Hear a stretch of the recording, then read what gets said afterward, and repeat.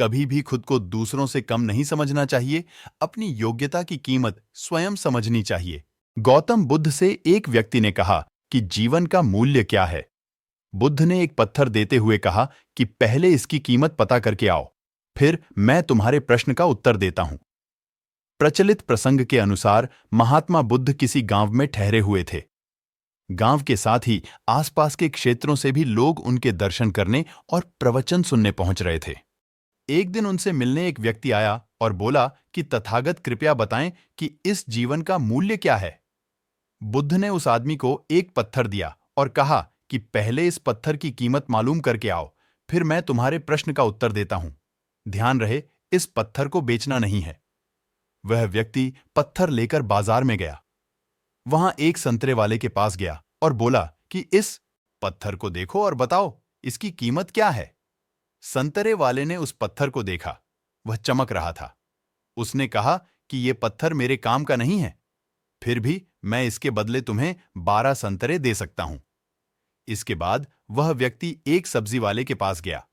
पत्थर देखकर सब्जी वाले कहा कि एक बोरी आलू ले लो और यह पत्थर मुझे दे दो। इसके बाद वह व्यक्ति पत्थर लेकर एक सुनार के पास गया और उसे पत्थर दिखाया।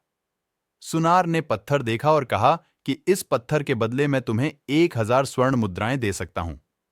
उस व्यक्ति ने पत्थर बेचने से मना कर दिया तो सुनार बोला कि मैं तुम्हें 1000 स्वर्ण मुद्राएं देता हूं, ये मुझे दे दो। इसके बाद भी व्यक्ति पत्थर बेचने के लिए तैयार नहीं हुआ तो सुनार ने कहा कि तुम इसकी जो कीमत मांगोगे मैं दे सकता हूं। उस व्यक्ति ने कहा कि इस पत्थर को मैं बेच नहीं सकता, मुझे सिर्फ इसकी कीमत मालूम करनी है। सुनार के बाद वह व्यक्ति एक जौहरी के पास गया और पत्थर दिखाया।